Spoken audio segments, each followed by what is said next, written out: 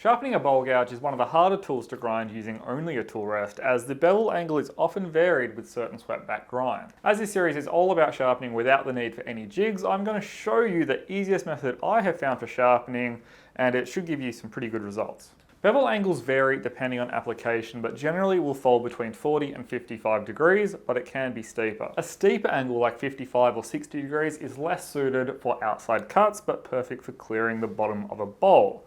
Whereas a shallower angle like 40 degrees will be excellent for external cuts, but could begin to struggle for certain clearing cuts on the inside. In general, I keep my bowl gouges ground at 40 degrees, but I do have a couple that are ground at 55 and 60 degrees with a standard grind for my internal clearing operations where I need that steeper approach. To sharpen a traditional grind, it's very easy. Set your tool rest so it matches your bevel angle. I use Sharpie to color in the bevel and then gently rotate the stone by hand, adjusting the tool rest bit by bit till I see the bevel is making full contact.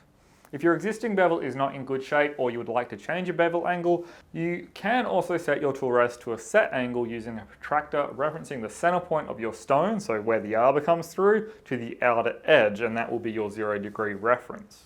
With the tool rest locked in, touch the tool to the stone and rotate the chisel flute to flute while keeping the tool perpendicular to the wheel.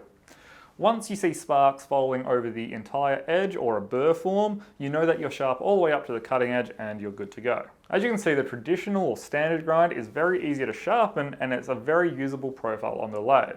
I personally like the traditional grind and I really do suggest giving a chance before changing the grind, but you know, each to their own.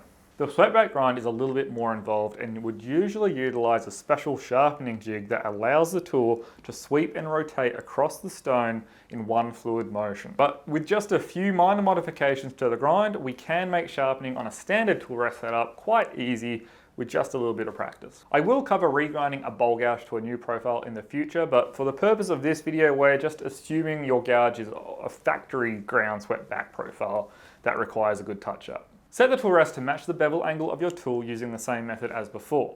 Then swing the tool over so that the flute is parallel to the wheel and mark the angle on the tool rest.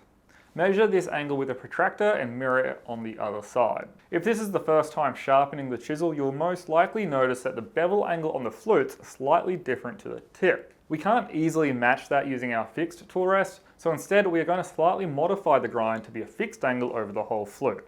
It will change the characteristics of the tool slightly, but trust me, you'll get used to it and it will cut way better than a dull tool regardless. Remember, removing material from the tool creates heat, so frequently cool off the tool in water to prevent overheating. The first profile to grind are the flutes. The flutes should be rolled so they are close to 90 degrees on the tool rest. Grind the tool in this position till you see sparks falling over the edge or a burr form. Repeat this for the second flute until they match. Next we're going to hit the tip and blend it all in. Grind the tip so it's perpendicular to the wheel till you see sparks falling over the edge or a burr form. Then blend in the bevel to the two flutes by sweeping the tool across the stone while simultaneously rotating the tool to match our earlier marked flute angle lines. It is best practice to go from flute to flute in one continuous motion, but when learning it can be easier to just do one side, switch hands, and then do the other. It may make your blending of the bevels a little bit less seamless, but trust me, it will still work and it will be a lot easier. With that blended, we now have a slightly modified version of our original grind, but one that is just that little bit easier to sharpen. And the grind is definitely not as pretty as the factory grind, but remember, it is freehand and the proof is in the way it cuts, not the way that it looks. We will be getting into regrinding tools to create a new chisel profile in the future series, so subscribe so you don't miss out on that. Okay, that's it for our bowl gouge and I hope you give it a go. It can be tricky at first, but with a little bit of practice, it becomes a lot easier, and while it may not look as good as a fully jigged up grind, it certainly does a good enough job when cutting. Like always, thanks for watching, and if you're interested in any of the products shown in this video or any of our other products, links will be in the description below. It would be great if you would subscribe and maybe give us a thumbs up. It really helps us out. Anyway, that's it. I'll see you next time.